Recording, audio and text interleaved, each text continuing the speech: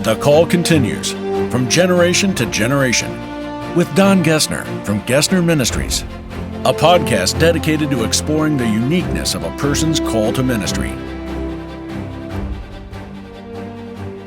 Scott, it's so nice to see you today. Thanks for taking the time to be on our podcast. I really appreciate you doing that.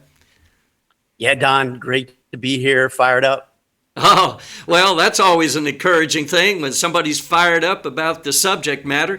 But Scott, just before we get into that, I just would like our viewers to understand that I really got acquainted with you. It would be now 8 years ago when I came to Westside Church of the Nazarene, and you have been a part of Westside Church. And a really significant part on many levels.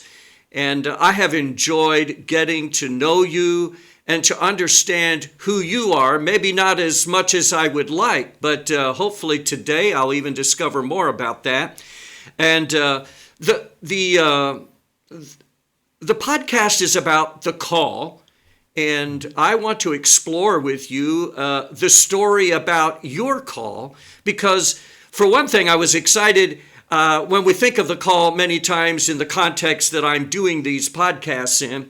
It's usually about a ministry call that is at a church or an evangelist or some staff role. But yours is very different than that, and I love it. So if you don't mind, jump in and share with our viewers today what your call looks like. Yeah, so my story, grew up here in Indianapolis and had a paper route early on. That's significant because that's really what planted like the seed of entrepreneurship in me. Yeah. Went off to Olivet, met my beautiful wife, Linda. We had 4 kids. And instead of going straight into entrepreneurship, I actually went into corporate America and stayed there, believe it or not, till age 45. Uh-huh. And I was wrestling the whole time with this call to entrepreneurship, but the tension was I'd done really well in corporate America, and I had a great job, secure job, making good money.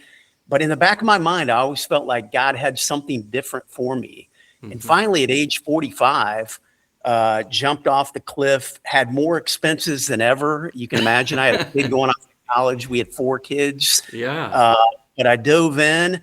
Became an entrepreneur late in life, built a company called Remodel Health. Yes. And long story short, we worked on that for about 8 years and then sold it to private equity. And I'm still involved. I went from like running it to being chairman of the board.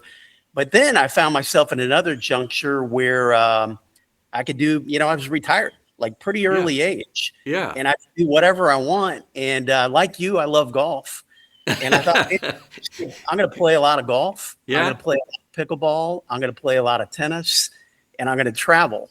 And about 90 days in, I'm bored out of my mind. Oh, yeah. And God really put on my heart, probably clearer than ever, that, we're wired. I think men and just people in general, we're wired to have purpose and meaning. Mm-hmm. And playing pickleball doesn't scratch that itch very well. Yes. And so what God put on my heart was a ministry to raise up the next generation of entrepreneurs, but not just about money, to do it, in a way where we're putting purpose over profit. And really the way I look at it, I'm a disciple maker, and I do it through entrepreneurship. And I do that. Go ahead. No, I love that. And in that, I also am thinking while you're expressing that, because, we've been doing this podcast on the call for almost a year now, one podcast a week. And I've seen mostly individuals being called into areas where they're very gifted. And in some occasions, I have seen individuals who said, you know what? I had to rely on God so much because I just felt so inadequate. But in some ways, I feel like no matter what it is that we're doing, there's a certain sense of inadequacy that we feel, even if we're gifted at it. And and so, but for you, I love it because of the sense that you were feeling. Tell me a little bit about the why to this call. What was that all about? Yeah, I feel like my identity, and I prayed and wrestled with this a long time, especially in the second calling. First calling Yeah. was like move from corporate America to entrepreneurship. Very scary. The second one was different, where I felt like it was a true calling to ministry, and that God put us here. And I feel like we have the most to give when we're in our 50s and 60s and 70s. That's Oh, when wow. you have the most knowledge, the most wisdom, the most contacts, the most resources, and the most influence. And why squander it, playing golf and going to the beach? Yeah. I feel like we're in a great position at that time in our life to really pour into kingdom work. And I feel like God's gifted me with these tools, a set of gifts and tools, which is entrepreneurship. And why not use that for kingdom purposes? So, like I said earlier, it's not about building up kids so they can make a ton of money. It's about, what I think about, I find them, I fund them, and I form them. And probably most important is forming. So we're forming Yes. these people into disciples for the kingdom. Yeah. But the lane we use is entrepreneurship. And I happen to think, as an entrepreneur, two things change the world more than anything else. I think number one is Jesus, and I think number two is entrepreneurship. And when you can combine those two, I feel like you can really change not only a local area, a community, a town, a city, but you can change the world. Is my view. Oh man, that is so true. I love that you're sharing this with me today because I think it brings a little bit of a different context than how we might think about the call in generals. But when I think about that call that you have on your heart and the passion that you feel, it makes it very glaring to me that even though you thought you might be involved in golf and pickleball and all of those things that are very self-focused, Right. and we might think that, oh yeah, those things are just going to help me to really have a fun time. Right. At the end of the day, it's an empty life if we are not making a significant contribution into the lives of other individuals. And man, you are really doing that. Tell me a little bit more about, especially what you are doing right now with the entrepreneurship. Yeah, Don, how it shows up two ways. I'm an Olivet Nazarene University grad. Yeah. And about the time that I had my exit, I was up there for a homecoming and I was asking a lot of questions. And I happened to have a conversation with the president, Dr. Greg Chenoweth. And I said, do you have an entrepreneurship program here? They had a thriving business school that was doing really well, but they really didn't have a lane specific to entrepreneurs. And I said, what would it look like if we could build one of these? And him and I started dreaming it up. And we launched it, I want to say it's been 4 or 5 years ago. And they now have a thriving program. And where I get involved, I go up and I help mentor the kids. We help collect a bunch of funders that help fund it, get it out of the gate. And the big event for us there is we have an annual conference where we bring in like a keynote speaker. We have 2 days where we shut down all the business classes. And we have a bunch of, we call them Spark Talks. They're almost like TED Talks with different entrepreneurs that come in there and not just talk about money. They make it all about Jesus. Yeah. And it's been incredible. And then we have a high school pitch competition during those 2 days. And then we have a college pitch competition. And it's been incredible. Every year we grow it. It's gotten bigger and bigger. Yeah. And so that's one way that I'm kind of using that gift. The other way is locally. So here in Indy, me and a buddy started something called High School Hustle. And High School Hustle, what triggered that is, I'll go back to a story with my son, Kyle. You remember Kyle? Yes, I do. Yeah, wonderful. Kyle was a junior at Olivet Nazarene, and he called home. He was a business major, and he called home and he said, "Hey, Dad, I need to do an internship. Can I do it at Remodel Health, company that I built and was running?" And I said, yeah, Kyle, you can. But I said, I don't know that you're going to learn a ton, and you're probably not going to get a ton of value out of us. I said, why don't you come home and build a business during the 4 months that you're off during summer? Mm-hmm. And I said, bring a roommate, because it's going to be hard. It's going to be really, really hard.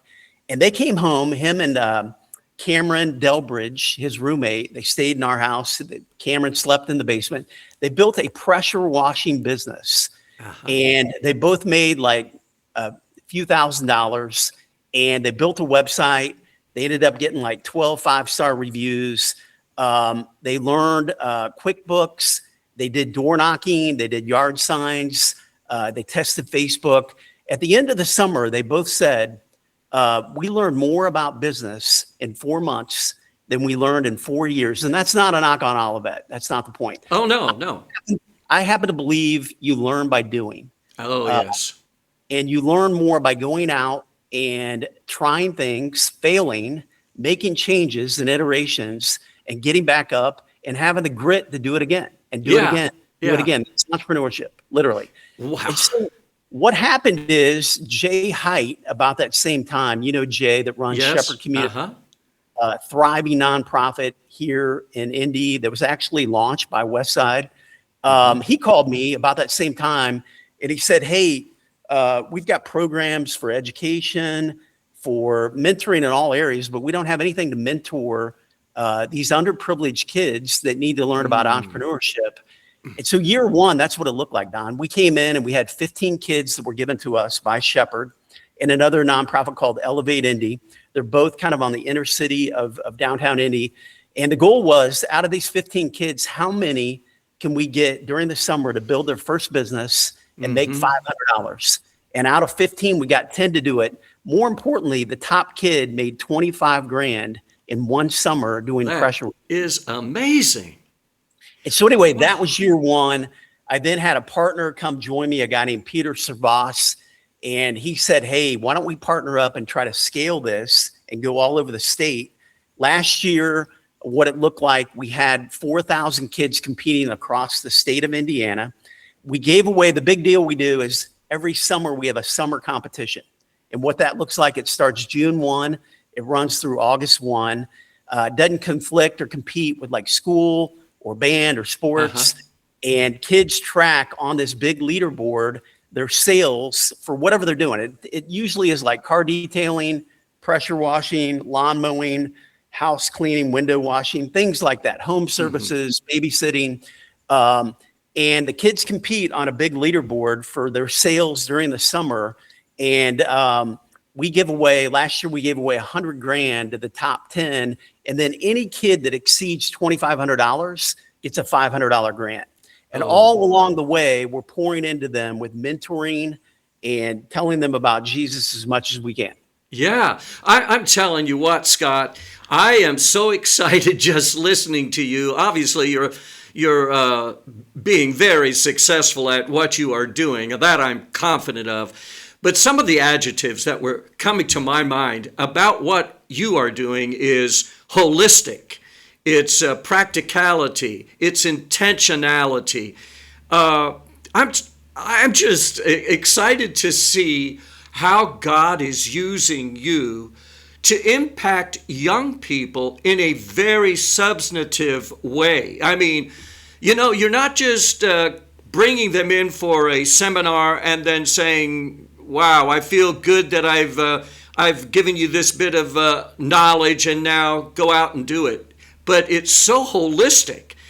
Can you tell me something? Have you been doing this long enough that you are now getting a sense of the success rate of the number of people that you have worked with? Yeah, that's a good question. I would say it comes down to kind of the 80-20 rule. 80-20 rule, you can almost apply to anything in life. And I don't know that we're all wired to be entrepreneurs. I think God's got unique callings for everybody. Yes. Some are wired to be entrepreneurs and some are not. What we find out of our population pool, like this year, the goal was like, how many of these kids could actually get to $2,500? And the reason why we picked that number, Don, that is what you would make during a summer job. If you went and worked at McDonald's, you'd make about $2,500. We think you're going to learn a little bit more, or actually a lot more, by going out and building your own business, learning all the things that go with that, and actually finding out maybe if you're wired to be an entrepreneur. Exactly. That's why we set that goal. But it typically comes down to about 20% of the audience kind of gets it. They're kind of wired for this. Yes. And then all we're doing is really, our main goal there, Don, is help them get over their fear. Yes. Fear not is the number one command in the Bible. It's in there 365 times. And I think it's in there for a reason. Like, we're to tell ourselves, fear not, every single day. Yeah. It's the number one thing that holds everybody back, not just kids, adults.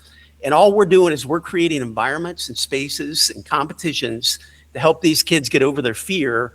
And we want to do it with faith in Christ. Absolutely. So not make this all about their ego and their ambition, but how do we channel it through Christ to get these kids on fire, both for entrepreneurship and Jesus. I love the uniqueness of what you're doing and the effectiveness at which you are doing this. It's a level that I've not personally, known much about in other areas of the country that I'm aware of. Are there other models like this that are doing the same thing that you are doing? That's a great question. When we first started out, Don, we looked around and we said, okay, we think the world needs more entrepreneurs. They create things, they build things, they make things come to life, right? God was an entrepreneur, created the whole heavens and earth. And so we looked around and we said, okay, what exists in the world? Because we were just going to join somebody doing something great. No need to rebuild anything. And we really couldn't find anything. What we found, Don, is a lot of pitch competitions that are kind of hypothetical theory. It looked a lot like school.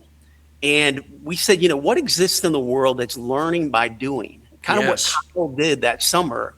And we couldn't really find anything. So we said, okay, we're going to set about and create one of the first entrepreneurship programs that exists only because of learning by doing. We don't really spend much time on books, tests, curriculum. It's all about, day one, pick one of these 200 businesses we love. A business we love is like, you can buy all your supplies on Amazon for like $100, or you can borrow your parents, in the garage. And go out and try it, see if you like it. And then what happens, Don, is kids go out, they come back the next week and they said, I tried it, I'm out of gas. I sold mom and dad, I sold grandma and grandpa, I sold my next door neighbor that I'm best friends with. Now what do I do? And this is the big leap, because it's fear. It's fear of not wanting to go knock on a door. Like, that's scary. And we say, hey, partner up with another kid. We're going to give you a script. And really all we're there to do is help kids get over their fear. Wow. And then we create these environments to make it fun. Oh, wow.